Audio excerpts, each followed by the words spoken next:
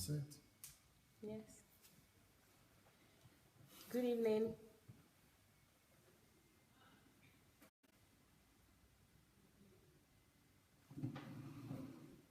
Hello, hello, hello.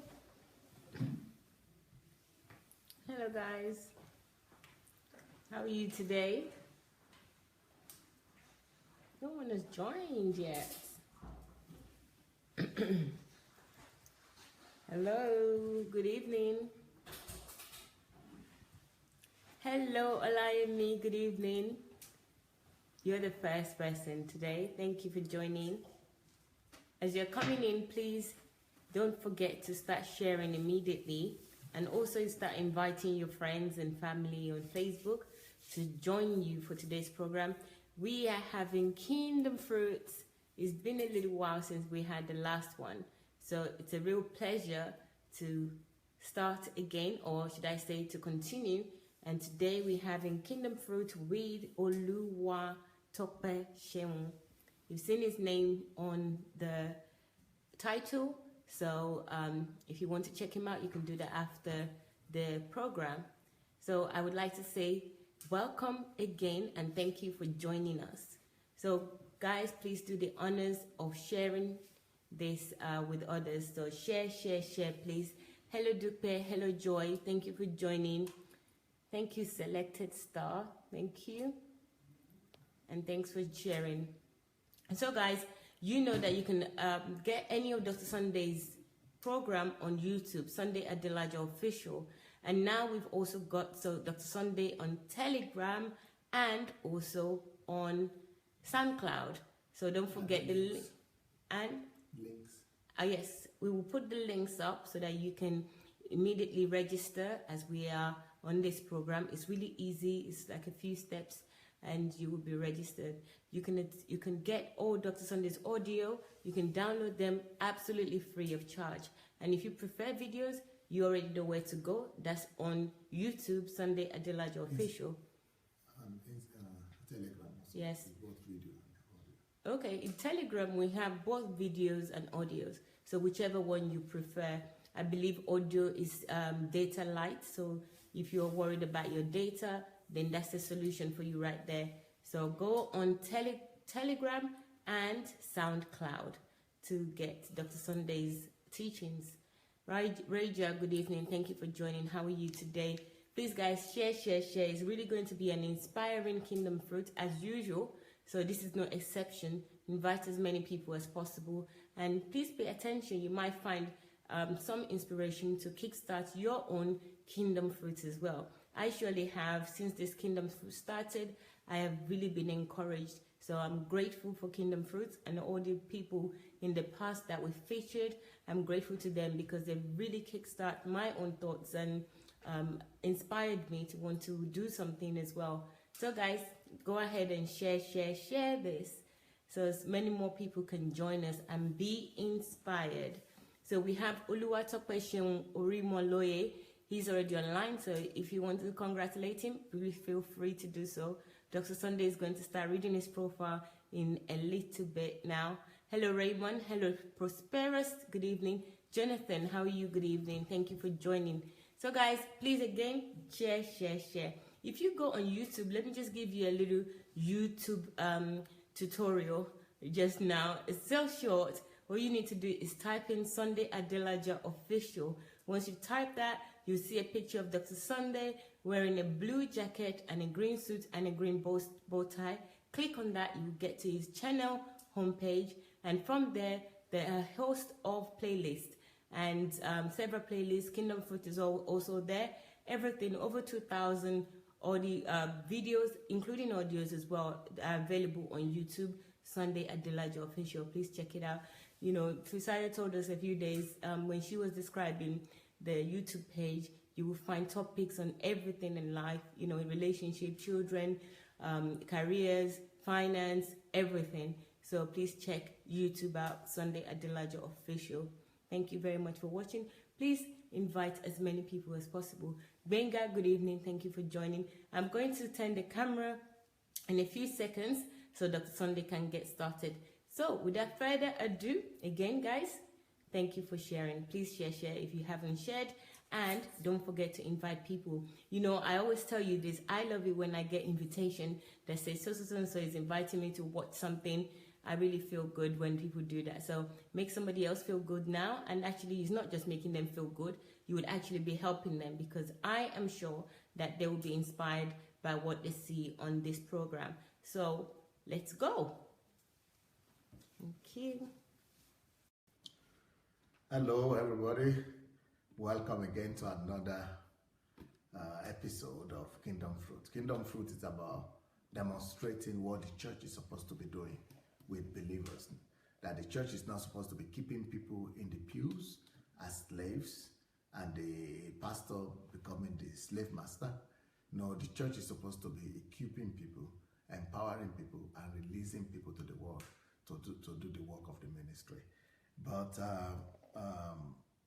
unfortunately, what we have today is an abuse of the church. So even though we don't have a church here on the platform, on DSA platform, but we are using as little, as much as time or little opportunity that we have to raise up people and showcase to the world, and you thereby telling the whole world that this is the way church is supposed to be done.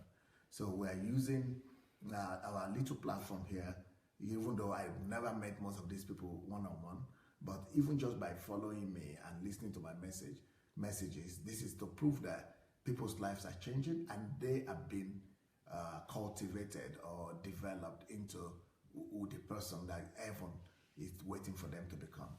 And that is the example that we are going to show you today. It's very intriguing for me to read the story of Oluwatope here, Oluwatope Seun Orimoloye. You know, I'm going to do it in a little bit different way, because I like the way he has written out his story, and I'm going to be commenting a lot about what I will be reading out for you.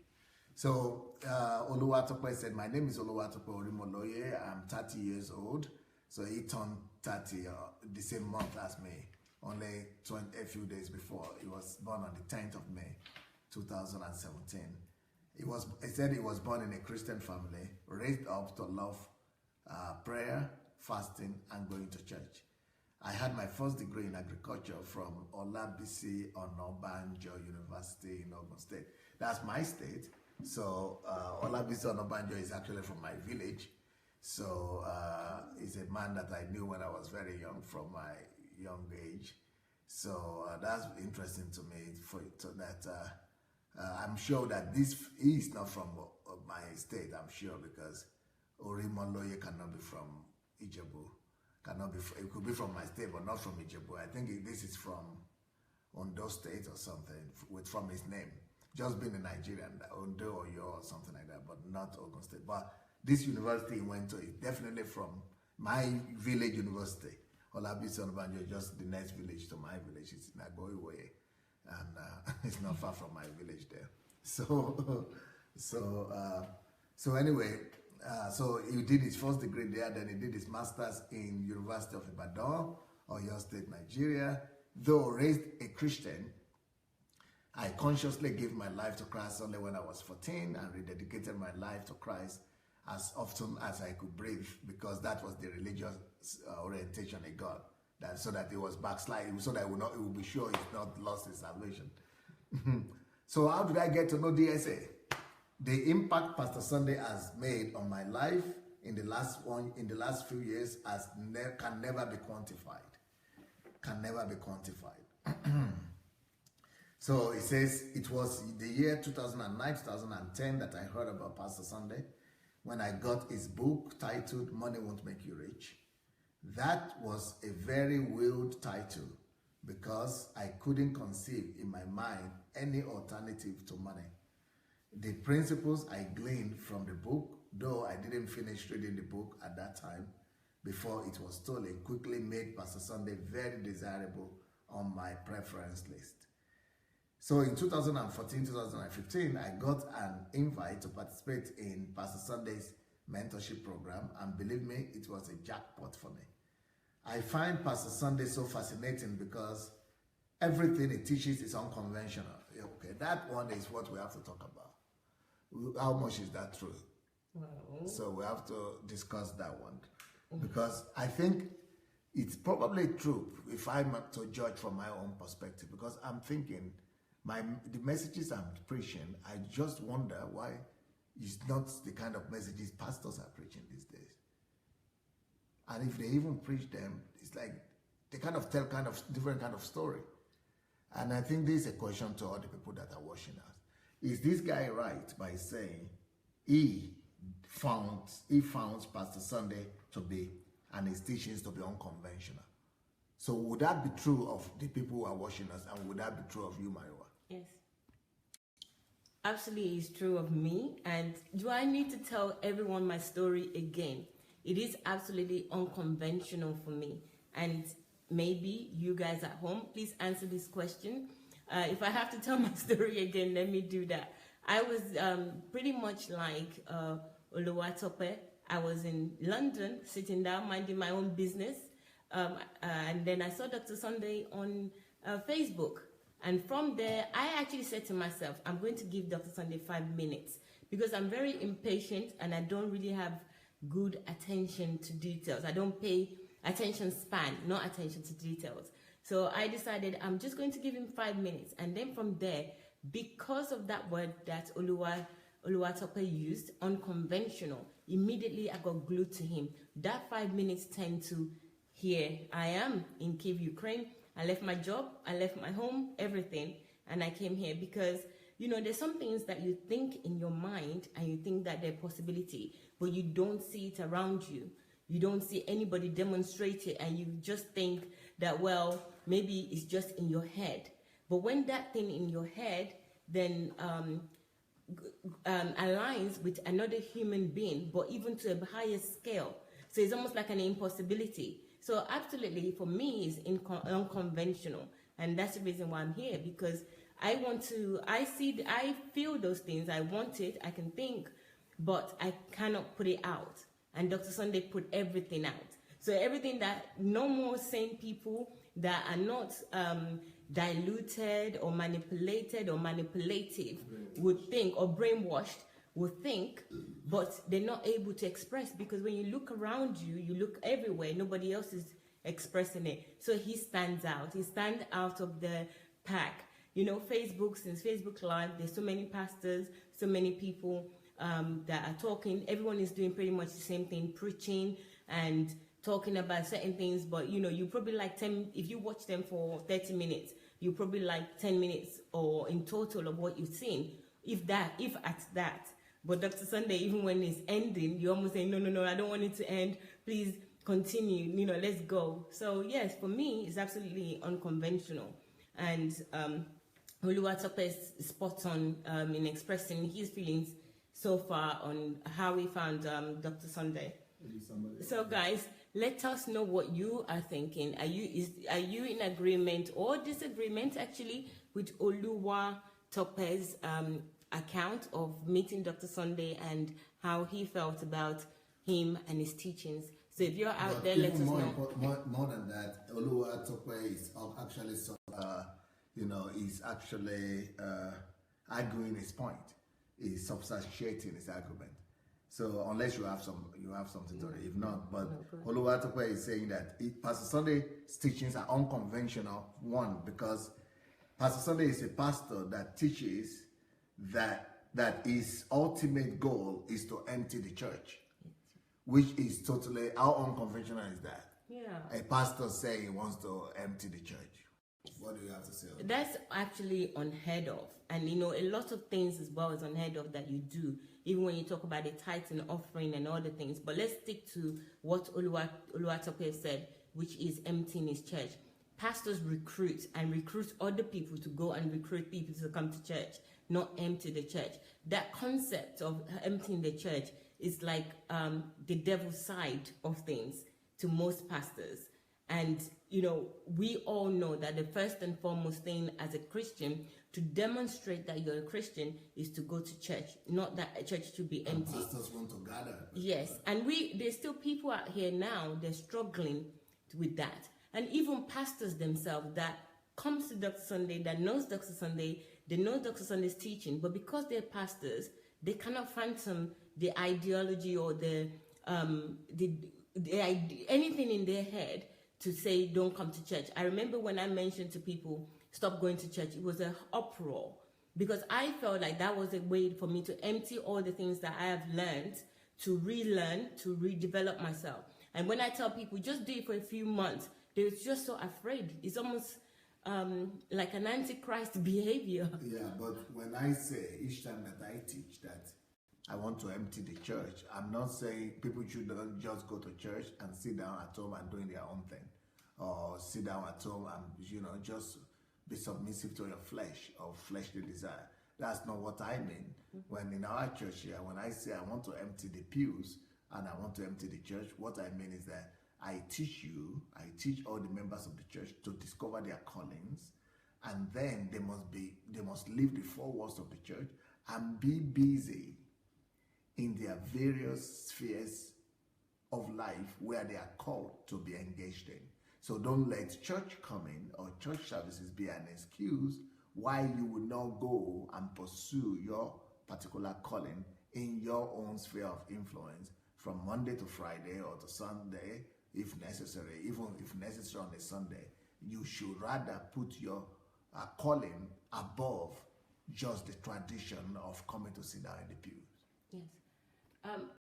I absolutely agree with that. And the first step to do that is not going. If you keep going, you're going to be busy. You only have so much energy, you only have so much strength, you only have so much time in the day. So I totally agree with that, and I'm glad that Dr. Sunday clarified that we're not saying don't go to church, sit down home and do nothing. Is to now your church is not within the four walls. Your church would be the other things that you do to glorify God, for the kingdom of God in your sphere of life or influence. So I totally agree with that, but I just think that we should be clear, because these are people that they go to church as a rule, like as a mantra. You have to go to church. Sunday is church day. So the only way to cleanse people of that mindset, for me personally, is that stop going. Then you start thinking, okay, what else can I do during this time? Because you can't think clearly. You go to church, they bombard you with so much information, so many things. You just get worn out. So I do agree with Pastor, and I am still for God. I'm still for Christ. I'm not saying that you should not be a believer. I'm just saying that this attendance of church is just, it takes so much of energy. The personal relationship with God is more important. Just being religious and going to church. Okay, he's also proving, substantiating further why he thinks that Pastor Sunday is unconventional. First, that he teaches that he wants to empty the church. Number two, he is known to emphasize the need to discover your calling. Well, that shouldn't be unconventional. I think every pastor should be teaching people the need to help everybody in the church discover their calling. Or that's not the case. I just wish I'm not the only one that's talking here. We have some ladies here, but they're not talking. Guys, please put your comments on there, and please share your opinion with Dr. Sunday. So how could I be unconventional just because I'm teaching people to pursue their calling? You're not just teaching us to pursue a calling. You're also coaching you. Yes, you're coaching, helping people identify them. And you're telling us that our calling could be things that people have actually used to say that is a problem or is from the devil. You're actually helping us to... Unconventional means that other pastors are not busy. No, because other pastors will talk about things that are related to church as your calling. The calling within the church, not calling outside. Even if you're a nurse... They only talk about fivefold ministry. Yes, fivefold ministry or anything that will benefit the church, until there's a need for them or they see that this is absolutely vital. So, but you're making us see that even the things that we consider as bad events in our lives, they could be used, they could be turned around to become our calling. Yeah. But nobody thinks that way. I don't know many people that thinks that way.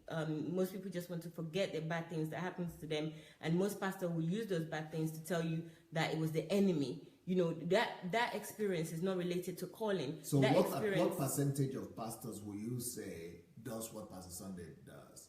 Teaching all their to discover their calling, do you think is majority, minority? Okay. Guys, I want you please to answer this question for Dr. Sunday to hear, because I might be a little bit biased, but I can be honest as I can be, which is that personally, I haven't seen anyone that have told me about my calling in the way that Dr. Sunday told me about my calling. Not even in church, no pastors have spoken to me about calling. And everything that I've heard has always been, do this for the church, do this, and attend church all the time. My calling wasn't. It's about the church. Yes, it wasn't about my calling either. They might say if I talk the way that I talk and maybe the way that I express myself, the closest they've said to me that, oh, you're going to be an evangelist or you're going to be married to a pastor. It has nothing to do with my own personal development and my own personal calling of what I will become. And each time they would say something like that, I would just say, oh, I'm not really interested in that area. Calling was not even important, or even identifying purpose or anything like that. 99% none? Yeah, I would say none, and I would say none. So if anyone else is out there, let's see what Chioma has written something. From the day, Chioma wrote that, from the day I was born till now, I had been living a lie until I met DSA. So what does that mean? What does she mean? Chioma, Dr. Sunday is just asking that, what do you mean by that? But maybe I can just say that if you don't know yourself, nobody's told you about your purpose or your calling. That's just living a life still, that's a plain living a life. You don't know. Chioma says, no pastor has ever taught on calling. So, no, ever taught her. David said, broad is the way to hell, narrow is the way to heaven. Matthew 7:13. Okay, thank you, David. Then we have Omonike says, DSA, I agree with you, sir, that we should pursue our purpose. That was, thank you, Omonike. Paul says, very true, sir. Chioma says, Pastor Sunday is the only man that has told us the truth about life. Everything I ever felt about church, life, and even marriage, is the only person that has told us the truth about how to live on this planet. Yeah, I could say that too. So here it says, it's not to emphasize the need to discover your calling. So I don't think there's anything unusual or special about that. But that's what I do, and as a pastor, I think every pastor should be doing that, helping every member of the church to discover his or her calling. Then Pastor Sunday is known to emphasize hard work. So what's the problem about pastor emphasizing hard work? That's all over the Bible. Is it not every pastor that emphasizing hard work? Nope. Okay, I would only talk from my experience. Not many pastors talks about hard work. So what do they talk about? They talk about a one-day favor is better than, from God is better than 10 years of labor. Or, 10 years of labor. So that would be a strange thing? Yes, it would be a strange thing. And they always say that you shouldn't have to, even in prayers, it's like you don't have to work hard and sweat to achieve anything. God will just provide for you. So I personally think working too hard. So the church is totally messed up then. Yes. I think working too hard is not for me as a child of God. I shouldn't be working this hard. I should not even be sweating. I don't even like to sweat because of this. Like, it means that God is not on my side. Lie and deception. Yeah, obviously now I know better. Well, Oluwatope is also saying that another thing that makes Pastor Sunday unconventional is that Pastor Sunday teaches a lot about self-education, even telling you that you need 10,000 hours and above to dedicate to your passion to attain greatness in it. So what could be unusual that I'm teaching about self-education? What do you say about that? Pastors don't teach education, you want to say? Okay, in fairness to pastors, right? These are the blind leading the blind.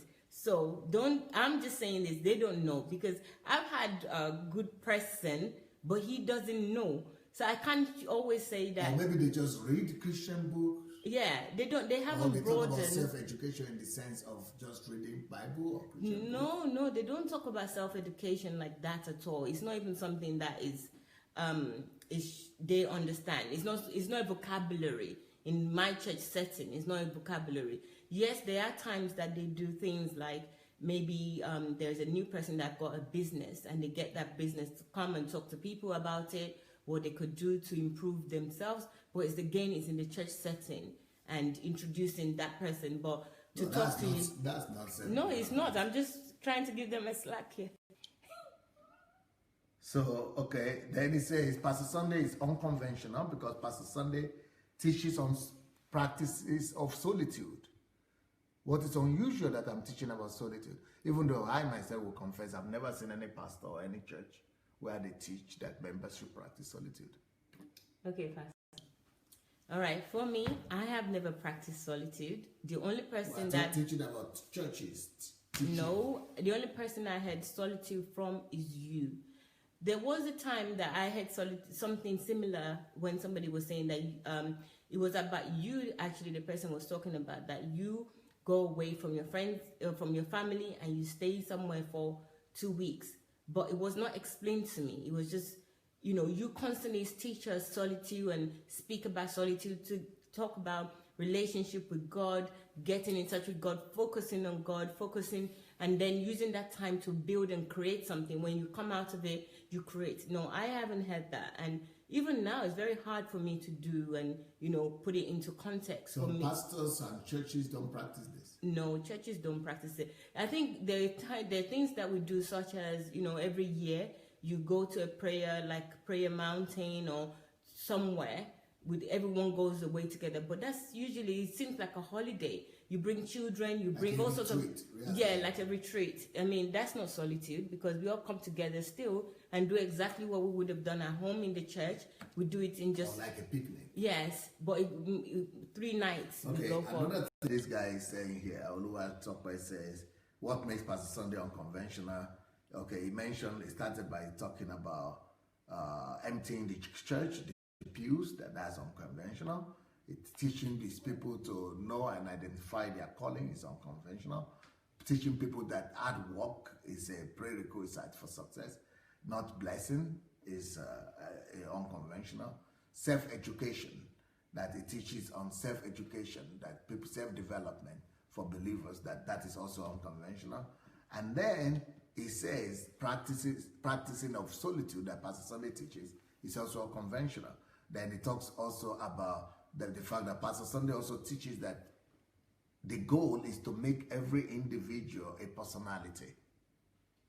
So what about that? Why should that be unconventional, that Pastor Sunday is teaching people to become a personality? Okay, the only personality in the church is the pastor. The rest of you are just... biomasses. Yes, you're just biomasses. And Great mass. And I also know that Oluwatope wrote analytical thinking. They don't want you to think. The only thinking you need to do is to think, to come to pastor when you have any problems, explain everything to them, and then let them come up with the solutions for you. So that's how everything works. It works like a well-willed machine. It's pastor knows everything. Pastor is the one that is closer to God.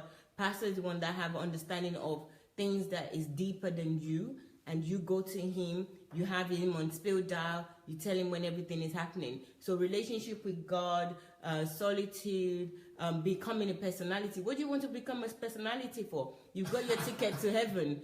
Personality is here on earth. They don't even want you to mingle with the people on earth. Why do you want, so it's so isolating sometimes being a Christian, but not even in a good way, in a very bad way, that you just lose everything. So yes, Oluwatope has got everything written very well, and he's sharing his true experience with you. So I would like to read some comments here because we've got a few now. Shikemi says, that is Nigerian mentality. Okay, Shikemi, I live in England and it's the same mentality. But you live among Nigerians. Oh, well, I also live among the other... Yeah, but you are not going to white church. Well, okay. Joy says they will give you prophecy and tell you how to bring the prophecy to come to pass. David says better for a church to be empty or with less people than to be full of people that knows nothing about Christ. He who does not know and does not know that he does not know is a moron. Okay, thank you. Yeah. Thank you. Thank God says, I am over 30 years, but me and my spirit can now testify that I have just been a Christian for just 9 months since I came across Dr. Sunday Adelaja, DSA. That's thank God, Emerson. Onyi says DSA's teaching focuses 100% on intimate relationship with God, deep communion with God, and discovering your purpose from God directly. Thank you very much. Oninye, hold on. Monica says, no pastor ever teach people to pursue their purpose. I believe DSA is just a man that is really sent to us truly by God. Thank you very much, Monica. Mr. Blake says, I am an active church worker. Act as at today, no one pastor has ever thought about people's personal discoveries, but that's what you do, sir. So this person is also confirming that, no one taught him. Thank you, Fola Shele. Thank you for joining us. Joy, I learned to pray here on the platform. That's Joy saying that. Chimezi says, like I shared yesterday about truth, people have become routine in the message they listen to. So anything divergently different and unconventional will be a hard swallow. Thank you very much. Pastor Sunday has freed me from different ways and made me relax now. A big thanks to your teaching. That's Selected Star. Onyi says, coming across DS's teachings recently has set me on the way to discover and align with God's purpose for my life and fulfilling my destiny. Thank you very much. Joy says, it's never allowed in the church. I was told to join ushery department to be able to serve God. I have never been told to pursue my purpose. So people are answering. Thank you very much, guys, because it seems like it was only me. Hi, Mrs. B. Rosalind says, they talk about miracles, not hard work. Yes, exactly. Mary says, God bless you forever, DSA. Everyone should find everyone should find and fulfill the purpose they are created for. It's the only thing we will get reward for in heaven. More lights, DSA. Thank you. Uche Chuku said, meeting Dr. Sunday greatly improved my life. Thank you very much. Fisaya says, I only heard the life purpose teaching from late Dr. Miles Monroe. See? Okay, so that's one person. So we've got the 0.01% per other person teaching it. Onye says, most of the churches keep you to keep depending on them and worship the pastor. In fact, most churches are the churches of men and not the church of Jesus Christ. It's safer to begin to network with like-minded believers who ready to do church using templates from God's work according to the book of Acts. Thank you very much, Nye. Adeyinka is saying hello to everyone. Thank you. Thank you, thank you, thank you. Who else do we have here? David says, Matthew 7:13, better for a church to be empty or with less people than to be full of people that knows nothing about Christ. He who does not know and does... Okay, I've read this one already. Thank you very much, David. Pastors are to equip the masses and send them to their society to practice kingdom principles for the glory of God. Thank you very much. Who said that? That is Infunje. Thank you, Melanie. Thank you, guys. Keep your comments coming, and I'll read them as we go along. Fola Shele says, the teaching of the kingdom of God is so important, sir. Churches need them. I think that's what he's meant to say. Okay. Okay, this guy, Oluwatope, kept on mentioning the things that makes in his own mind. First, Dr. Sunday, Pastor Sunday, what did they use? Unconventional. So we have mentioned the fact that Pastor Sunday will say he's getting rid of people from the pews to go to their promised land. Number 2, that Pastor Sunday emphasizes hard work, which is unusual in churches, which to me is strange. Why should it be unusual to underline and emphasize hard work? Another thing, it says Pastor Sunday emphasizes his self-education, self-development, which it says also is not there in most churches. So those are three things he had mentioned. Then Pastor Sunday also emphasizes the practice of solitude, the number 4 thing that other people don't emphasize. Churches don't emphasize that. Then what is church? What is left of church? I think I might need to, maybe I'm going to extend this my checklist, maybe more than 4 days, because if these things are not done in churches, what then is done in churches? What done is done in churches. Maybe I'm going to extend it and tell people the things that should be done in churches. Okay, that's 4. Did I stop on solitude? Yeah. Yes. No, personality. Yeah. No. I thought I stopped on self-education. Yeah.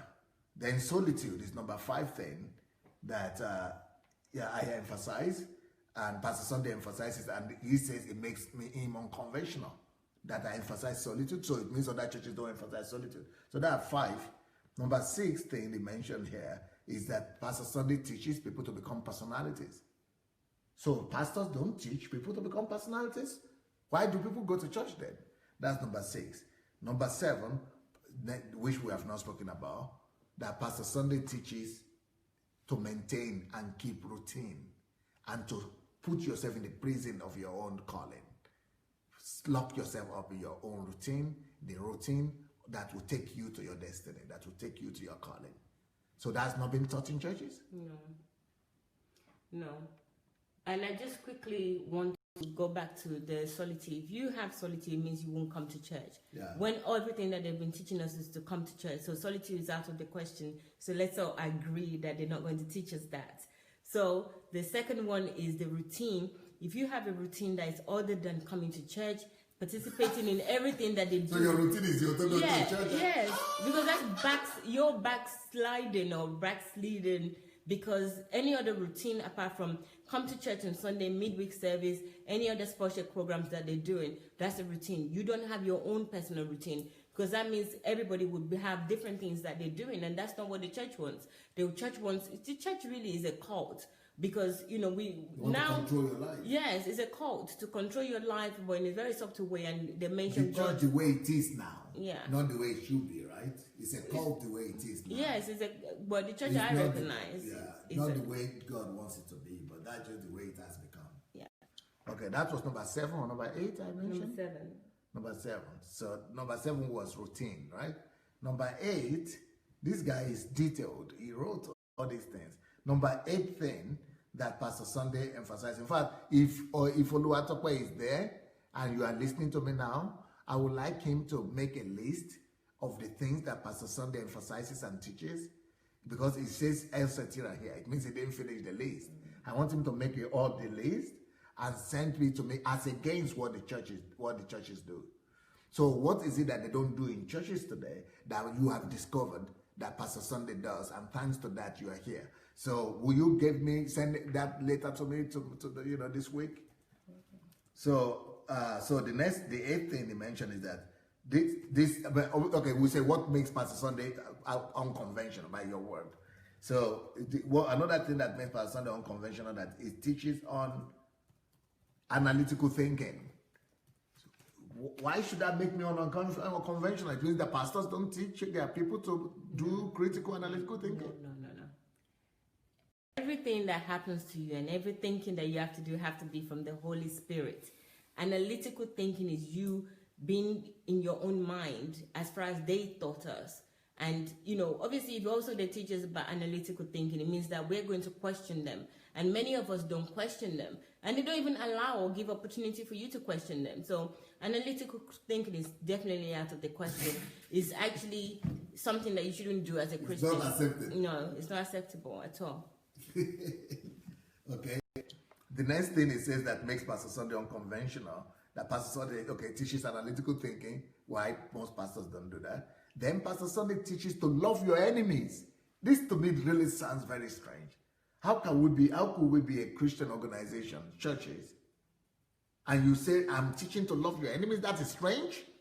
How could that possibly be strange? If I'm teaching to love your enemies, why should that be strange? Tell me something. Is that not what is written in the Bible? That what Jesus taught? Why should that be strange now? Okay, right. There's teaching and there's saying. For me, I have heard them say, love your enemies. They read it out in the Bible. What but the makes it action, strange? what makes it strange is your action. The action and the emphasis that you Action say. where? Okay, in church they say love your enemy, but we're praying my enemy must die, die, die, die. So when you preach and talk in the Bible, like read out the Bible, they will talk about love your enemy, but the actions that they produce, that we all produce, would be the opposite of loving our enemies. Okay, maybe that's why Oluwatope is in here. Pastor Sunday actually teaches to love your enemies and pray for them. He added that aspect, pray for them. No. So that is strange in churches? Yes. So what does the church do? Then, how can you have a church where you don't pray for your enemies and you don't love them? And you still say you have a church? You don't have a church then. Whatever you people had was not a church, I'm sorry. Then the next thing it says makes Pastor Sunday strange or unconventional is that Pastor Sunday teaches to embrace the absolutism of truth. What makes that strange? Jesus spoke about the truth. It's the foundation of Christianity. What you mean? People don't teach about absolutism of the truth? Nope, we don't, and I haven't heard anything like that until recently, when you start teaching about truth and even teaching about the steps of truth. And the only thing that is truth is what the pastor says and how he interprets things. That's the only thing that is true.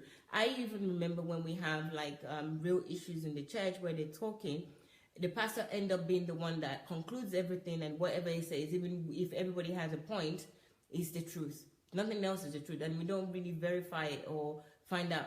Everything is linked now. You know, the analytical thinking is linked to the truth as well. Everything has to be absolute. It has to be universal. No, it's not. That's why we have so many denominations of church, because they all teaches different things. I have friends that goes to a different church and they have a different perspective on Christianity and on God. So that shows you already that most Christians or most churches, they don't practice these things. We just do what we are told. Let me read a few more comments before we move on. Let me mention the last one. Okay. The last one they mentioned here is that Pastor Sunday also teaches about restraint, exercising restraint. It seems that kind of seems strange to him, a topic that is unknown in churches. Is that the same to you? Yes, it is the same to me, but you know, there's a difference.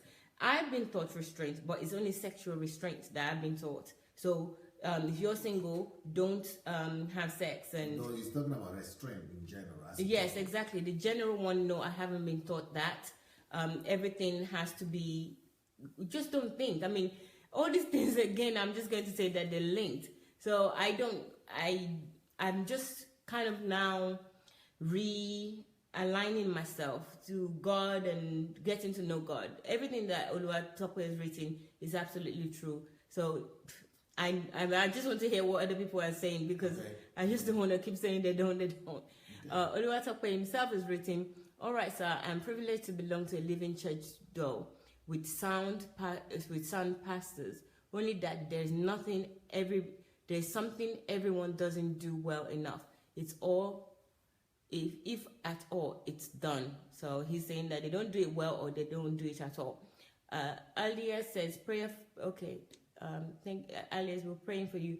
Tabby says, prayer against the spirit working against you in the enemy, or pray against. We should pray for spiritual spirit behind the person, not against the person. Okay. What else do we have? Ralph says, Pastor Sunday Adelaja is the only pastor that I have been able to touch the key issue, the key issues and worries I had regarding the approach of church leaders, being able to say out the truth about what seems to be a no-go area makes him exceptional. I was once hated for not making myself desperate and for being independent although I continued. I can't see the rest, so please accept my apology. Oriyomi says, prayers points are bullets to kill your enemy. So prayer points are bullets to kill your enemy. Chris says, we are called to teach what Jesus taught. Thank you very much, Chris. Jane says, okay. Doris says, good evening to everyone. Please, Pastor, I want you to talk on mission school. Okay. Doris, I think that's another topic. Sikhem says that they really enjoy controlling members. Onyi says the church here are business empires in the name of God PLC. Absolutely. Onyi says, no, the only personalities in the church are the pastors and their family members, which is true. That's my opinion too. Nani says most Nigerian pastors are adulterated the words. Yeah. So Sikkim says, what Pastor Sunday believe in God's words and freedom, that is unlike Nigerian pastors. Thank you. Sam says, Pastor, please, how do we handle spiritual attack? I think that's a good question for Ask Dr. Sunday. So if you want to, Dr. Sunday, mentioned a lot of that there in YouTube. Yes. You know, about Satan and things, but I'm still going to do a whole series on that in the upper week. Okay. Sam, I don't know if you can hear Dr. Sunday, but I'll just repeat it to you now. Dr. Sunday said that he's thought a lot about it. I can confirm, so go to Sunday Adelaja Official. It's on YouTube.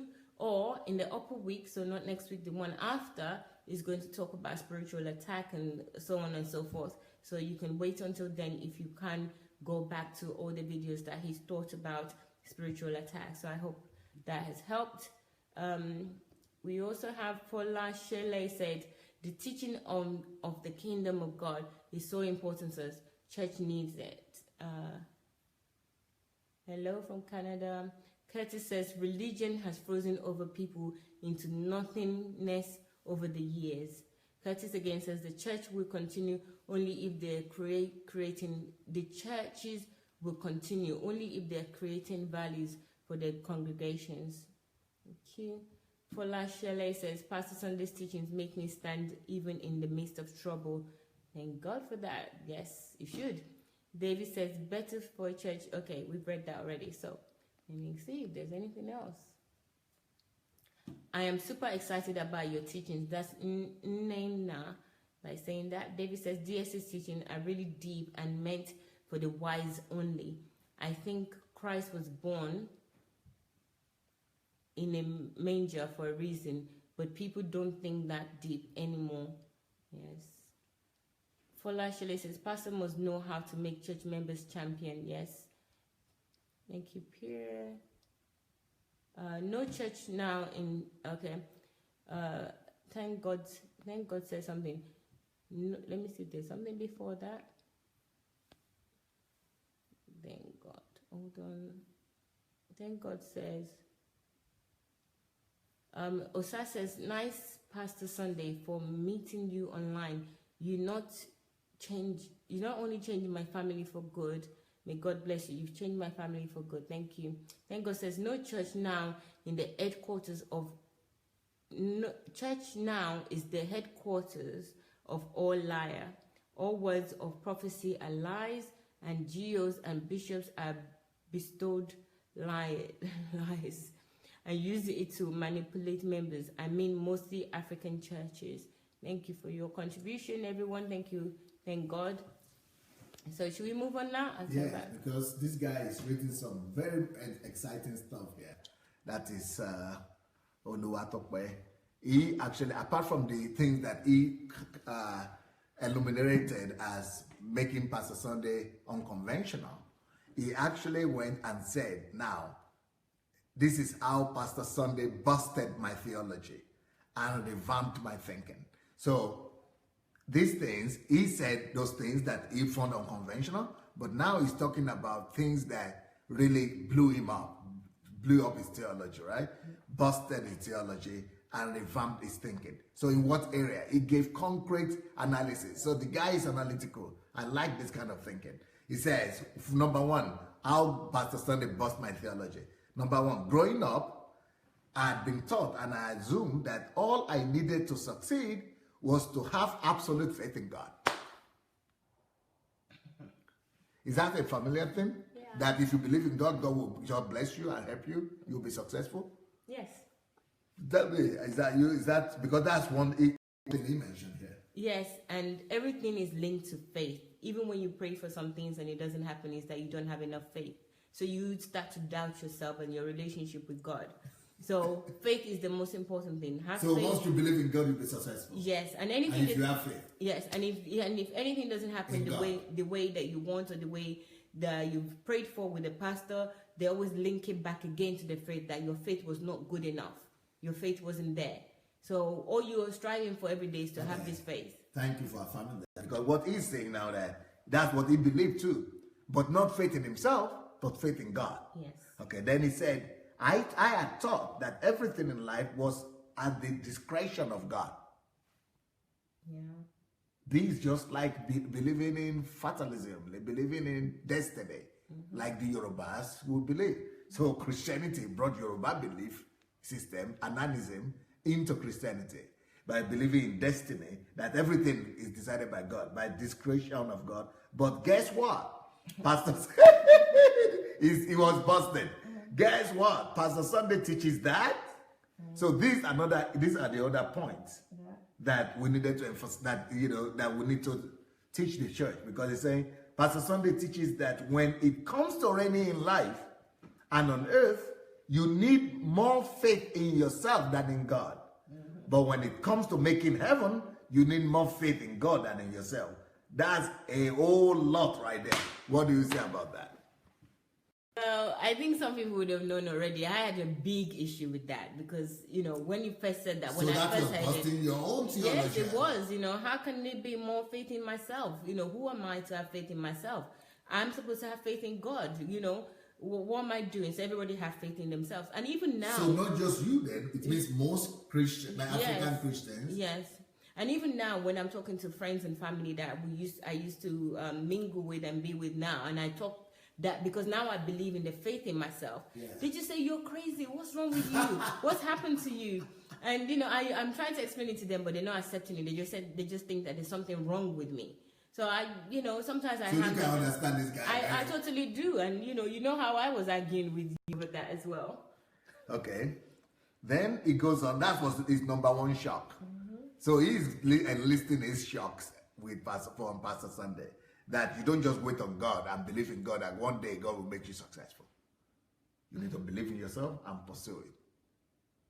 So that was his first shock. Number two shock: growing up, I accentuated on fighting my spiritual enemies. That's what he has been taught. But you cannot live on earth without defeating and fighting your enemies.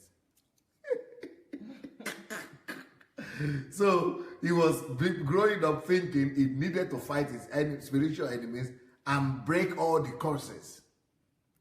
So, but now I'm taught by Pastor Sunday to love my enemies violently, to even pray for them, while I don't focus on them, but focus on loving God and his people.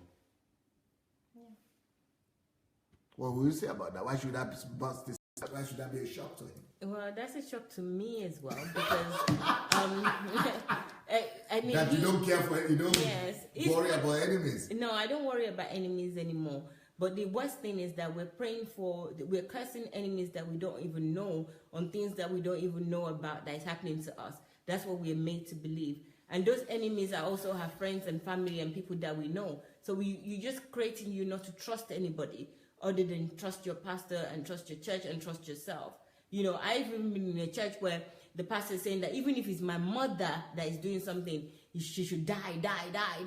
So you don't really know. Everybody is an enemy as far as you're concerned. Anybody that is in opposition to what you want, even if it's a friend that is trying to advise you that something that you're doing is wrong, that's an enemy. So it just creates such a very negative mind and a very hard feeling on people. So yes, that's true from my experience. Can I read? Yeah, please. Osai saying nice teachings. Theophilus is saying great, thank you. Oriyomi says that bursted my theology too. We That have, is Oluwatope himself? Oriyomi also said he also posted hers.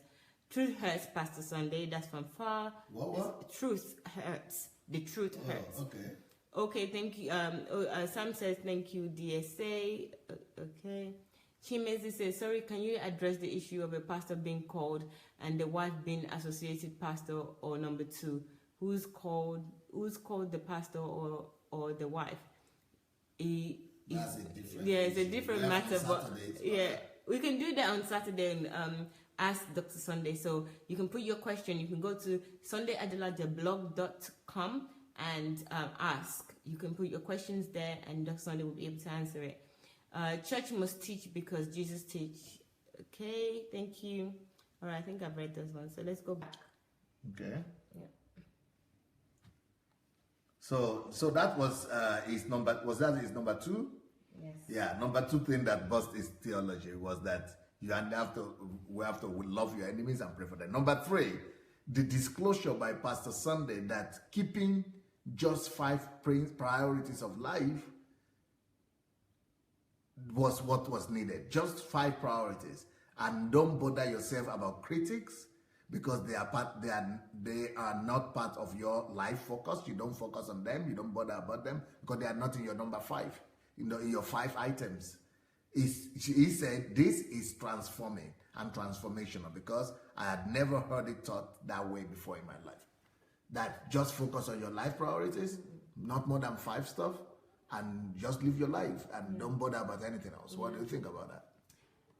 Actually, that again, that's one of the things that I find a bit. I think I've got to tell this guy to make a bigger list. Yes. Not just of these things. Yeah.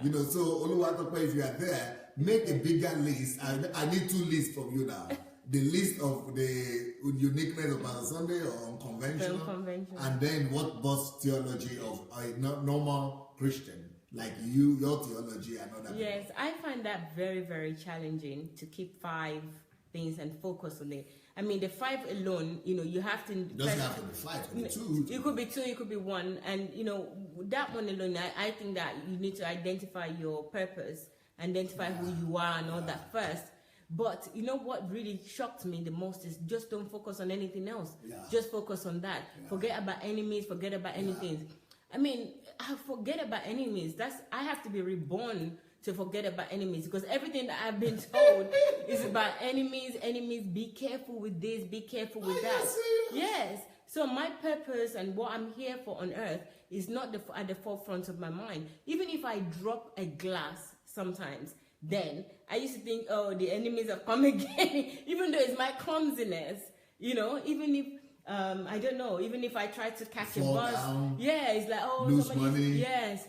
Even if I woke up tired, something has happened. So yes, focusing on just what you have to do, your purpose and your life, forget about enemies. That really struck me. But for me, it was freedom. It was liberation. So I can't complain about it. I'm grateful to even hear this in my life. Another thing that Oluwatope said, bust his theology, was that listening to Pastor Sunday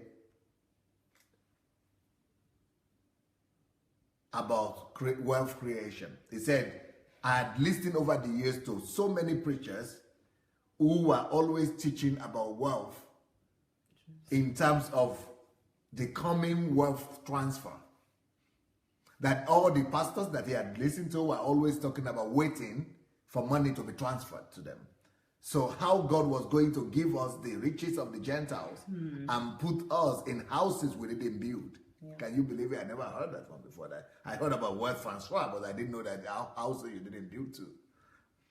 I have made confessions to claim these buildings for the past 15 years, he says. He says, he had even anointed, he said, I had anointed my head daily for the past decade, trying to get the wealth to be transferred to me. Look what foolishness people do in Africa. Yeah. He said, I was anticipating the transfer, really. The guy believed it. The guy believed it. My God. He said, I even rushed to sell off my new laptop at a point for a peanut. I sold his laptop for a peanut so that he could sow a dangerous seed, a sacrificial offering. into a ministry during their 30th anniversary. When a prominent preacher announced that he would anoint people who would give sacrificially in those days for the anointing to come, so that they will have lifetime breakthrough. But when I met Pastor Sunday was teaching on the contrary, that you have to work hard for anything you want to get in life, that it is diligence that brings wealth that makes wealth come your way, not supernatural wealth transfer, and that it is excellence that marks you out in the marketplace. So, do you understand what he's talking about? Yes, I do understand that, and I think this is one of the things that make Christians very lazy. You don't have to work for anything. The wealth of the Gentiles will come to you. So why would you have to work? You show me the person it came to. Yes. One example. Well, it's actually what the pastor, and that's the reason why a lot of Nigerians, they go to churches that they're wealthy and many people are there, or at least the pastor is wealthy, because you want to go and tap into their anointing and their grace and whatever they have. I mean, he's explaining really well there, where he's saying that he went to sell his laptop. What can be a resource for him to make his own wealth? So rather sell that one so that he doesn't have to work. Tap into this other ministries' anointing or their wealth and get the money faster. Why do you have to be working? Why do you have to sweat? You don't need to sweat. So that's what your thoughts. That's what we all thought. And we're all waiting. I mean, I worked. Crazy stuff. And this is the reason why people don't even save. Why do I need to save? When I can work and maintain my day-to-day life, but when I go to church and do all the activities, then I can tap into this grace, and the wealth and everything of the Gentiles will come to me. Are you serious? Yes, it's all planned out. Crazy theology. Paganistic church. Paganism church, not Christian church for sure. Another thing he said, boss, his theology is this. He said, I serve in a church working hard to ensure that I get people to attend our services. Okay. He's working hard to evangelize people and bring them to church. I even bother terribly, I get worried when someone fails to show up because he had promised to come to church with me. Because I thought church attendance was the ultimate. So if I could get people to come to church, I'm made. Then if I don't get them to come to church, I'm distressed. But alas, listening to Pastor Sunday, I discovered that the church is only a tool to achieving kingdom purposes. And that kingdom is all about kingdom, not about church. And that the church is not an end in itself. He thought if I could just get people to come to church, I've served God. So the real deal is discovering my sphere of influence, not bringing people to church, and bringing the kingdom of God there to rule over there and to change that whole place. So is that a new concept? Why did what was that shock? Was a shock to him?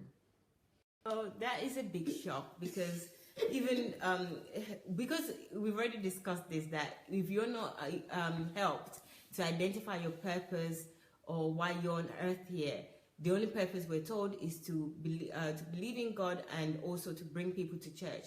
And even every year or every 3 months or so, the pastor will ask everyone, how many people have you brought to church?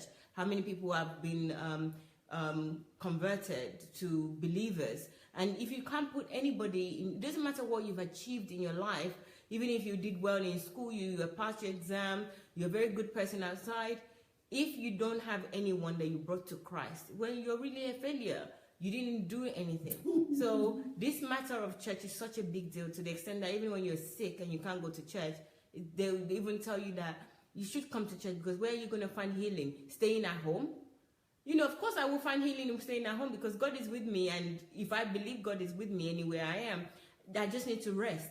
But you will find people even with cold, they're tired, they'll just come to church, that I wasn't feeling well today. They even give testimony about it, that I wasn't feeling well today and I have to church. It's just church, come to church. And after a while, you just feel disappointed in yourself if you can't get other people to church. Well, that's what he says. The next point he's making here is that growing up as a boy, this is another thing that busts his own theology. Growing up as a boy, church emphasized the need to envisage and anticipate a glorious future. So they gave him hope in a glorious future.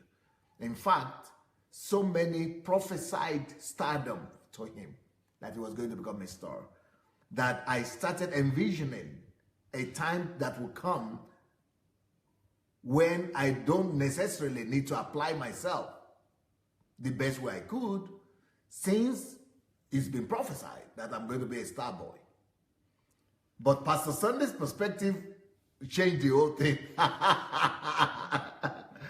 That bring every day under submission of your goals. You need to apply yourself. You need to work hard. You need to plan your life. If you don't plan that greatness, it will never come. If you don't plan that startup, it will never come. You will never reach it. And you need to convert every day, working towards that goal. You know, you need to propel yourself into your destiny. Calculate your goals intentional so that you don't get to your destination tired and late. But when you have a goal, you don't leave from where you are to reach your goal. You live in the reality of your goal and in the future, not just sit down and expecting in the present, sitting down and expecting some future some glorious future. Now you don't just sit down and expect that God will make you a star or a blessing or prosperous or blessed, by you just believing it. He believed it, nothing happened until it starts. You need to work it out. So what do you think about that one? Is that a common thing? Well, it is a common. It's very common, and setting goals. That they are prophesied to him. Yes, and you just say they prophesy and don't tell you what to do in order for you to achieve it. Taking your actions, no process, no actions needed from you. This is what's going to happen, and they say that boldly. And the other thing what's is the guarantee? The guarantee is that you believe in God and you're diligent in God is the guarantee, right? Yes, and you're attending church. And if it's a prophecy, is what is going to happen. Either you work for it or you don't work for it, you will get it. So why work for it? That's it. But they never got it. Yeah. Many people never got it. They got the prophecy, but that's it. He never got to be star anywhere until he started working hard for it. Now he's becoming a star after he started getting here now. So then the last one it says is that the last shock that I got from Pastor Sunday are the terms like biomass, entropy. They have been redefined beyond science to me now. Because entropy to me now means the natural weakness that comes to you when you are distant from your source. While biomass means to me now that I'm nobody, not a personality. What do you think about those two terms? Well, let's start with biomass. I mean, even I use biomass on myself now, because when I identify things that I'm doing that biomass behavior, I say, Maya, you're a biomass. Stop that. And you never knew that? No, even in science, I just think it's to do with animals. It's got nothing to do with humans. Don't even put humans into this. So I mean, it's truly been redefined. And entropy, I don't use at all, because it's not really in my vocabulary. I know what it means, but it's not in my vocabulary as a child of God. So everything is just by this deception that you deceive yourself. As a child of God, you're told that you can do all things. You have a living God to manipulate everything for you, to make your will and things come true. But you wait and wait and wait, it doesn't happen. And while you're waiting, entropy is happening to you without you even knowing. And by the time you realize that you're like 100 years old. So this is really a painful thing to even realize. Wow. And I'm just grateful that those two words as well, they were good. Yes, they're really good. He's a really smart guy, this Oluwatope. He's thinking about my teachings, really. He's really living it. Then another question that we have here for him is, what are the challenges you face following Pastor Sunday? And he said, number one challenge that I faced following Pastor Sunday is that I live in Nigeria, and I spend more time on data subscription than I spend on food. He now spends more time to buy the information data, to listen, for intimate, listening to Pastor Sunday, than he spends on food. So this guy is behaved like the Bible says. Sell everything you have and buy that field. I wish everybody could do this. Just that when you find the kingdom, sell everything you have and buy the kingdom. What do you say about this? Seriously, I think Oluwatope is one of the smartest people that I know. No, there are many people who have done that. People like Paul Oriade, he does the same thing. Yes, true. Yeah, Kayode, Olukayode. Yes. Many people do that. Many people in Nigeria. Chioma, all the people in Nigeria and Africa do that. But he described it as one of the only challenges that he has. So I think that is so imbibed in your teaching that other challenges that he has is not even challenges anymore. This just the data and expenses. Yeah. And what makes it very intriguing for me is that spend more money on it than food. Because I'm a foodie and I also like going out to eat. No, you are not my foodie. No, I'm not a foodie. Ukraine would change you in that. Yes. So, absolutely, just not eating, it's not even just about the food. I know what food means to a lot of people. People use food to console themselves. People use food for many reasons. It's a stimulant and all sorts of things. But identifying that I'd rather not eat than just have this information, I think is really a powerful statement. I'm really impressed with that, because we do all these things unconsciously. I said, oh, am I not going to eat? If I don't eat, I won't have energy to even listen. You make all sorts of excuses for yourself. But this saying that maybe, my only challenge is that I spend more on data than I do on food and, go with that food. That's excellent. I think everyone actually should learn from this because, I wouldn't even think of something as an option for me. Thank you very much. Yeah. So the next thing he says was his challenge was that he said now to all the Christians around him and to all his fellows, all his relatives and believers, they now think that he's no more a serious Christian. His Christian life has become oversimplified because he's not doing all the religious stuff that he was supposed to be chasing after the demons. And after the enemies and walking and doing all the spiritual stuff. And he's not doing any of those anymore. So he said, it appears to that my Christianity has become overly simplified because before many religious eyes that are unknowingly heavily burdened with paganistic practices. So people are involved in paganism and they think they are involved in Christianity. And now that he's set free from paganism, they think this guy has something is wrong with his Christianity faith now. What do you say to that? I said earlier that, when I talk to friends and family, they all think I'm crazy because of some of the things that I say now, just because I'm not practicing certain things. Even my mom, I can't tell her that, I didn't go to church on a Sunday. It's like, what has happened to you? What have you done? What's happening to my daughter over there? But, yes, being a pagan is real, and it's something that we all practice more than we even know or understand God or relationship with God. Yes, I identify with you. A lot of people would think that you're not a Christian anymore, but that's how you're going to set them straight when they start seeing the results of what you've achieved. Okay, now the results that he has achieved, he put as number one that I had to re-examine and question. This is number one fruit in life, he said, kingdom fruit. I've had to re-examine and question many beliefs that anchored my existence before I met Pastor Sunday. So he had to remake himself, recreate himself by challenging everything that he had anchored his life on, and reform himself, recreate himself through the teachings of Pastor Sunday. He said, hardly was any belief left unturned or unchecked after I met him. I keep feeling rebranded when I hear him each time. Number two, I've listened to hundreds of Pastor Sunday's life transforming messages, and I'm still listening daily. Number three, I share Pastor Sunday's live broadcast on Facebook timeline to bless the world. Next point, I got inspired to finish my master's because I had wanted to give it up. Next point, successfully led a group of young people in my local church for a year. Kudos to your empowerment teachings And this is a church that has 50 branches all over the world. The next point, I write every day. He got that. He said, I got up for Pastor Sunday's concept and ideas. I capture Pastor Sunday's concept and ideas in a concise way and broadcast this in a text message to people.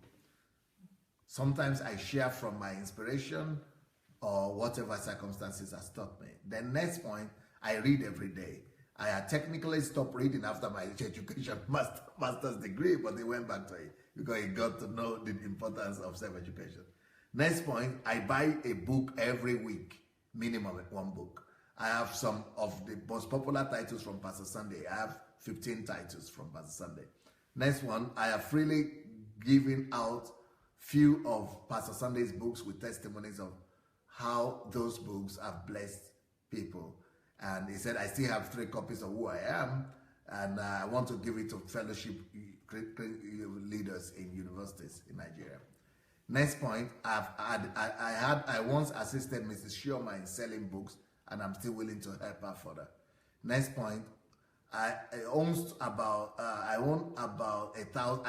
now own about 1,000 books already, and I encourage people to come and read for free, even though I've not read everything he said. I intend to slam these teachings on the world. I have decided to practice intense solitude and conversion from time to time in the coming years to become an ambassador or a missionary of this priceless truth. I will run with this message. Amen. Next point, I was privileged to edit and proofread one of Pastor Sunday's books, although I got lost while editing it because I couldn't submit it on time. I got lost, involved in the principles. I got captivated. The next point, personally, I personally visited a suburb in Lagos where I was a blessing to more than 50 less privileged people, partly because I was influenced by Pastor Sunday's teaching that asserts that you cannot love God without loving people. Yeah. Then finally, I was featured in a Christian home movie, short movie, and I did pretty well when I least expected it to. So the movie is called Bridged. I think I heard about that, Bridged, and it's on YouTube. So all of you could check that out. By the way, let's put maybe Tope himself will do that. Let's put Oluwatope's Facebook page on there, and maybe the link to that Bridge YouTube thing. And yeah, so now let's get ready to get him as well. His plans are, I intend to pursue a professional training in a field of my calling. Next one, I am interested in developing my own website to publish enlightening articles and reinstate Pastor Sunday's teachings. Next point, I intend to learn a foreign language, probably Russian, to extend my kingdom influence. Next point, I would like to start my own live broadcast. Next point, I plan to practice solitude and conversion for many years to come. Then finally, I plan to do more outreaches to the less privileged in the society and more. So I implore everybody to daily listen to Pastor Sunday's teachings and put to practice the wisdom nuggets, because that's a sure way to realize your best self and overcome evil with good in this life. If you are not using your gift and talent, you are already burning in hell. Beautiful. What an inspiration he brought to us today. Let's get to talk to the young man himself. Okay, I'm going to call him now. Okay. I hope the data will be the network data will be okay.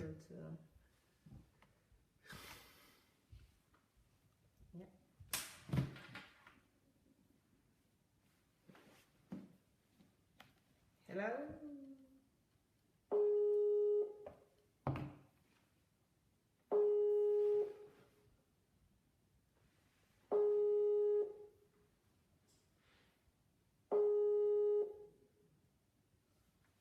I think we have learned so much from him, we might not need to spend. He's here. He's here, okay. Hello, Oluwatope. Hello? Hello. Good evening. Yeah, good evening, Mario. Okay. How are you, Tope? Pastor Sunday, good evening, sir. We have learned so much from you today, you can't believe it. Sir. Yes, we have all learned so much from you today that it's unbelievable. Wow. Thanks God. I learned a lot from you too. I've learned from you so much. I hope you heard of the 2 assignments I gave you. I did, sir. Yeah, I did. So I will be expecting to learn more from you when I get those notes from you. I'll give you back or you give it. Yes, because I just don't know how. I need it to compare. I don't know where you people are coming from. You know, I've never been in church in my life. I've never been a church member. So I'm giving what I know, but I don't know how to contrast it to what is obtainable there, because I don't know what is obtainable. Yes, I don't know what is obtainable there. So you really helped me with your analysis. All right, sir. All right, sir. So, but how did that come across to you? Wasn't that not a shock to you? Were you kind of thrown in a kind of I don't know, in a kind of mess when you started listening to these things? What was happening to your mind? It was a lot, because I was cultured in religion, you know. I grew up in a family that emphasized fasting, prayer, church attendance, and all of that, you know. It was such a home where when your granny visits and she's asked to bless your food, you know, you have a revival, that kind of setting. So, hello? Yeah, we're listening very attentively. It's very clear. It's very, very clear. Your voice is very clear. We are listening to you very attentively. Okay. So, I really wanted to please God. I really wanted to do everything to just please God, you know. As a little boy, I can remember going to prayer mountains. Hello? Just keep on talking. If I don't stop, you don't stop. Just keep on talking. Okay. As a little boy, I can remember going to the prayer mountains just because I wanted to have power. I envied men of faith, men of faith that I heard about, the likes of Joseph Ayo Babalola, because I grew up in a CAC? my parents' church. Yes, CAC setting. So they told us stories of how he prayed, and he had many encounters with the Lord, how he tied up on the mountain, where he prayed, and because there was so much power released. So all of those things really heightened my expectation. I wanted power, so I kept going to different prayer mountains, and but to my dismay, I saw that the prayer mountains turned out to be the greatest place where people curse out. Wow. All in the name of God. My first encounter was when I went to seek the Lord. And when I got there, I just saw a group of people, and a prophet led them to pray. I think the people that came had a lawsuit, and they were praying against the judge, and they were asking God to kill the judge and cause confusion and blindfold. I mean, I was afraid. So, and that was what was obtainable in many of those places outside. And I kept wondering what God these people were contacting. Wow. It didn't look like the God that I really wanted to know. I wanted to encounter. So that was the kind of setting. I grew up in, as a little boy, I grew up praying a lot, you'll be asked to clap till your hands turn red, your palms. You have to be more vigorous. You have to shake your head vigorous. That physical force you exert determines how much God will intervene. Are you serious? So I had to clap my hands and vigorously shake my head and shout at the top of my voice. You know, I had to call the name of Jesus 7 times, Holy Spirit 3 times, the blood of Jesus 3 times, and end it with fire. What determines those numbers? I couldn't really figure out. No, you know. Maybe 7 is perfection, 3 is Trinity, you know. They just fashion out several things, and that was my experience. So, but thank God, because all my life I've been trying to please the Lord, I've been trying to serve the Lord. When I was privileged to lead on campus, you know, I led the student fellowship. I led every opportunity I led. But at the time when I got to institution, I wanted a break because I've had too much of religion. So I didn't really, I hope I'm not digressed. I hope I'm answering. No, yes, I want you to going on, yeah? Yes.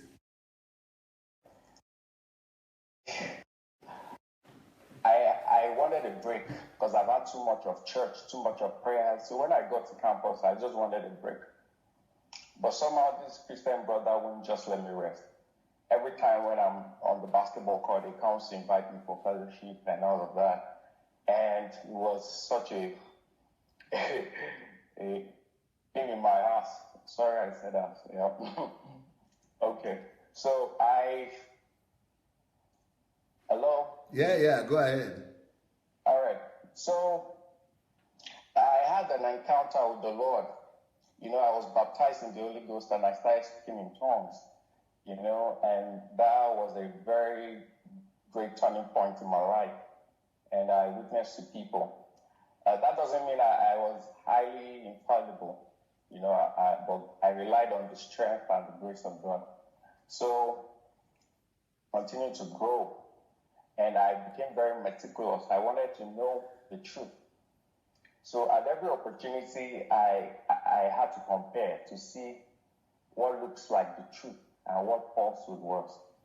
So I was privileged to come into a church for the first time in my life that has a mission statement that states that they bring people into membership in God's house. You know, they groom them in faith. Hello? Yeah, go ahead. Okay. That they bring them into membership, you know, until they are groomed to go for missions, glorifying the name of God. I said, wow, this is powerful. This is a living church. So I started attending the church, you know, and that was a breakthrough for me because many of the things that I know today before I encountered you, I was from this church too, and I'm still very much with the church, and but not like you got everything perfect. Like none of us has got everything perfect, you know. So another thing that has helped me is the fact that you are able to come up daily. So that consistency. Yeah. For 1 year, you know, if you have to go to church, you have to, you know, maybe travel a distance or walk a distance. Yeah. Yeah. But now at the comfort of your house, you can sit there and listen to the word of faith, you know, that can transform your life. So it's been a big deal for me because your messages resonate, you know, in my heart. I can really identify with all of these teachings, you know. I just hope I'm articulate enough. Yes, but what made you to be so consistent and to be listening to these messages? Is it your desire for truth, or is it your hunger for God? Or because you should have, you said you are listening to things that you never heard before. So were they not causing confusion for you? Listening to you, I mean, you know, the Spirit bears witness with our spirit.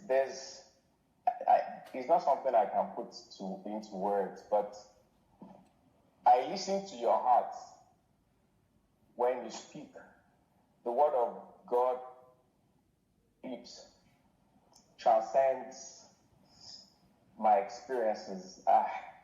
I connect with the spirit of the word that comes forth from you, and I'm able to tell that your spirit is true. The spirit of your word, of your messages, of your teachings, I can tell that the truth is reigning supreme. So that really that caught my fancy, and I'm like, it's just like when you're in a polluted environment and you are able to get to a place where the air is not polluted, and you're for the first time you can breathe freely and take in the oxygen you need. So I feel there's an upsurge of life from Ukraine, from you, that I'm able to tap into, and that's a lot for me. But didn't you find yourself strange? Were you not were you a group of people that you were listening together?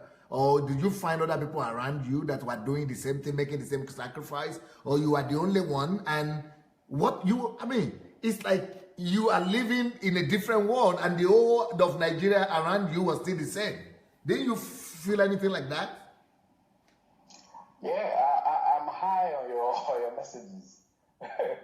Seriously, because even my people around me, because there are times that I'm trying to listen to you and my device goes off, and I'm just trying to get someone else's device to keep it.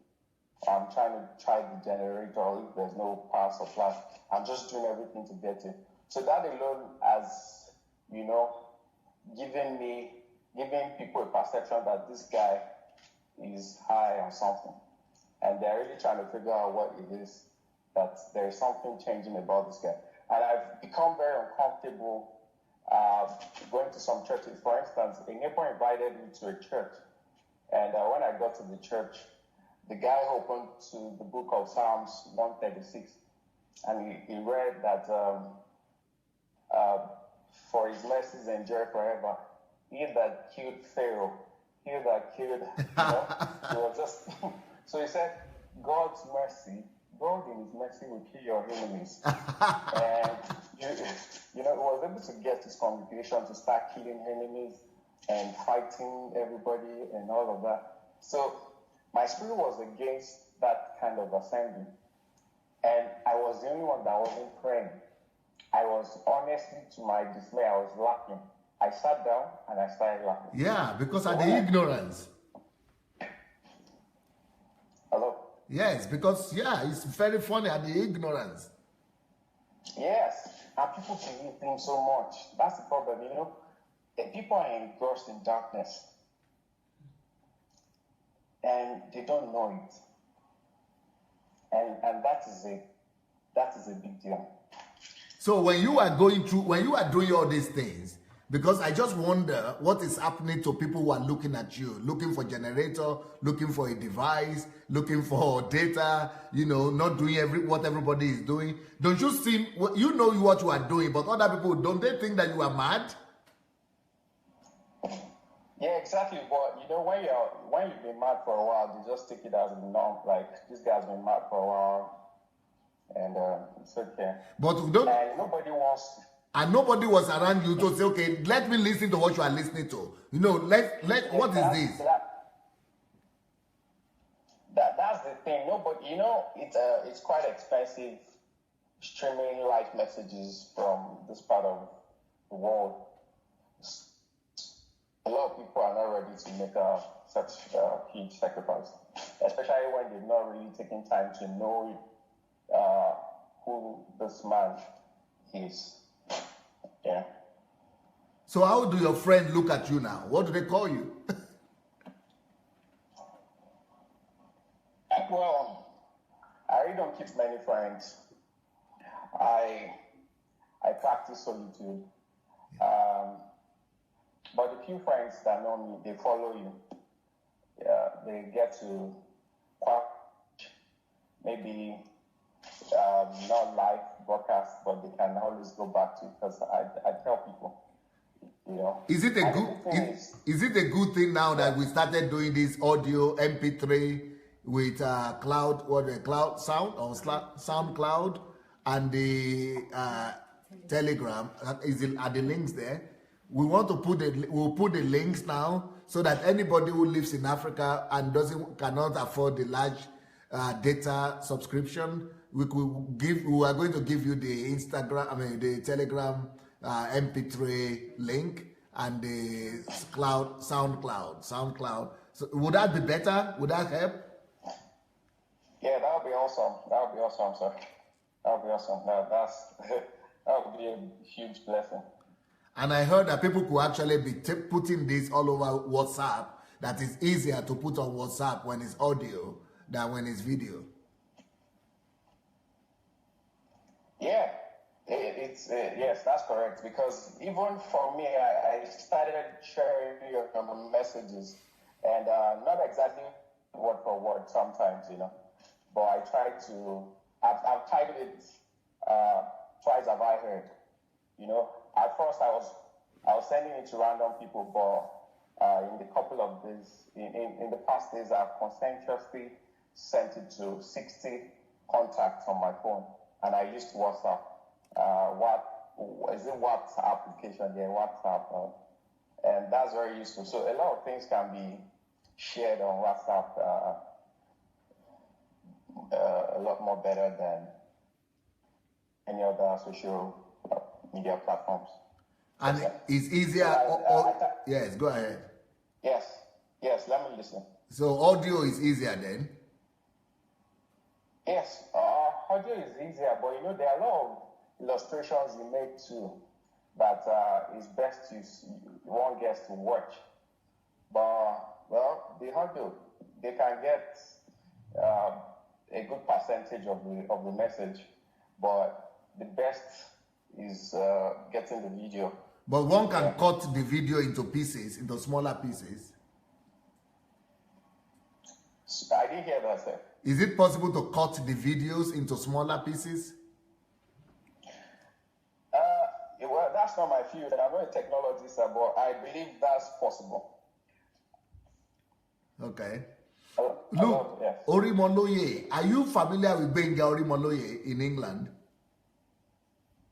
Someone asked me that before, sir. I don't know. I believe it's a big family, but I don't know Benga Orimoloye. Wow. Okay. Somebody asked you that before. Wow. Yes. What state are you from? I'm from Ondo State. Yeah, he's from Ondo State too. Oh. He's from that same area too. Yeah. So maybe you are related somehow. You might not know. Maybe. Well, nice talking to you. You know, thank you so much for coming on, and thank you for the good job you are doing. I don't know if if there is anything you would like to say that I didn't ask you, but in the next 20 minutes we are supposed to come on live, so we are going to get ready. Anything you would like to say? When you introduced me, you said Oluwatope Seun Orimoloye is in your village. Yes. I want to say that it's not a village anymore. That the institution is in a big, a much more better. Where is it now? Than in a village. Okay. It's still in Lagowe. Okay, yes. But it has become. I just said your village. You know the way you. It has become an institution, eh? It's always been an institution, sir. Yeah, because you know, Agoiwoye is not my village. It's not far from my village, but he himself is from my village. He himself, the man. Who? Oh, okay. Yeah. Olabisi. Yes. Okay. Yeah. Yeah, I read so much about. Yes. Yes, Idomila, Ijebu Ode Idomila, just like me. Ijebu Ode Idomila, yes. Okay, thank you so. I yes. also want to say that. Okay. Go ahead. Okay. Go ahead. I'm hearing you. I also want to say that people in this part of the world they want to do a lot, but they've not been able to break out of the Uncle Sam system. Okay. Just like they experience in any part of the world. And I want to say to everybody, because I had to leave the bank. I did the job for a few months. I knew it wasn't my way. So I had to opt out. I resigned. At the bank, you are working you are having a job at where? At the bank? Yes. I did for it wasn't up to a year. I had to resign. Because it was Uncle Sam. Hello? Because it was just an Uncle Sam slavery. Yes. Things I considered, so I left. And your teachings emphasize the need to practice solitude. Yes. And even if you have to get a little job to just get by, to finance your vision. I mean, just to keep alive so that you keep doing what God has called you to do. Yeah. So, but people despise little beginnings in this part of the world. They see your little beginning as a disgrace. Wow. You know, such that when you try to hustle or you try to do little things to get by, you know, they look down on you, and you know, but that's aside. People also bring up stories, you know, that are not true, especially since the advent of the internet. People's public hope and destroy dignity. You know, they just say things that are not true about you, and a lot of people believe without getting to consult with you to what the truth is. So I just said that by the side, sir. Yeah, that's very important, because I want you to add some of these things you just said by the side now to the points that you are going to send to me. All right, sir. Yeah, sorry, for me, I get to boot before I really start flying. So I really didn't get the questions. I'll have to go back and watch the video and... Yes, the number one question is that the list of Pastor Sunday's, you used not uniqueness. What was the word? That unconventional. That Pastor Sunday is unconventional. He teaches on this. You listed like 10 things or 11 things that I teach that are different, that are unconventional. So I want you to add to that list as much as possible. And then later on, you also listed a list of how your theology was busted, and that there was about 7 there. I wanted you to also add to that list as well, just for you to expand what is it that the churches or the Christians are not familiar with that Pastor Sunday is teaching, that will be able, so that I could be able to bring them out and be able to contrast those two things and help Christians to know that those are the things they need to develop themselves in. All right, sir. All right, I'll do that. All right, we'll see you soon. Yeah, I'll become the vessel. All right. God bless you now. Have a wonderful evening. Yeah, you too. Bye. Thank you. God bless you. Bye. Thank you, Maya. Yep. Bye. Bye. Okay, my wife. Back to you. Okay, guys, thank you for still staying with us. We're back in less than 20 minutes now. So hopefully we'll see you all again. Don't forget, someone has just pinged up the information here. So please go onto his link and check him out. That was Oluwatope. So check him out, please. Let me read a few comments, because you guys have been so good engaging with us today. I believe we should look for a better way to spread the message. Many people that ought to be in the know of these things cannot afford data, sir. Thank you very much, Doris. We're really trying. So if you've got any suggestions, please, guys, let us all put our heads and hands on deck to make this happen. So any suggestions, let us know.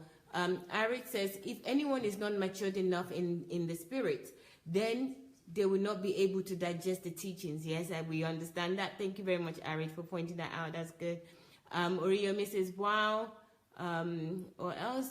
I mean, it's easier to share the MP3 audio on WhatsApp. Yes, thank you. And Dr. Sunday was also saying there, guys, if you know any technical ways of you dissecting the messages, the videos, so that people can take it in bite sizes, please do so. You know, download it and then cut the videos in the ways that make sense, or whatever you think that you want to share with other people. cut it to maybe 6 minutes and send it so that your friends and family can easily listen to it, and then you'd be encouraged to go onto YouTube to watch the full size, or even downloading all the other all the other platforms that we have.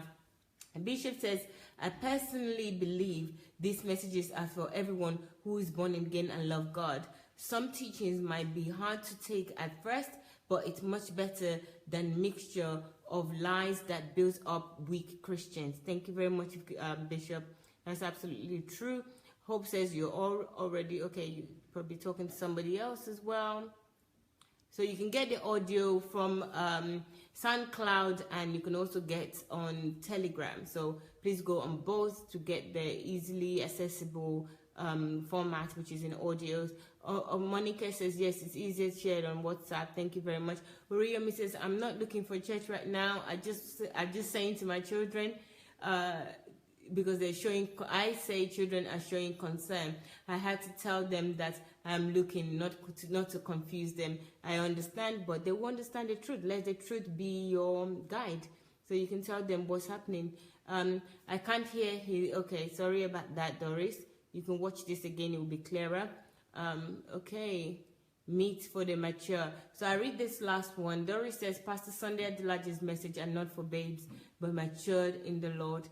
And not all matured can comprehend the truth that you bring because of the so much self that has eaten into our Christian lives.